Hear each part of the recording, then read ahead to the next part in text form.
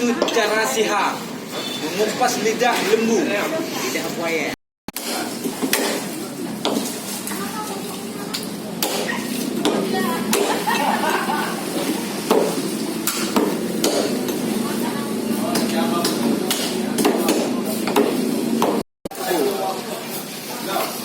Kerbau Pak Madi.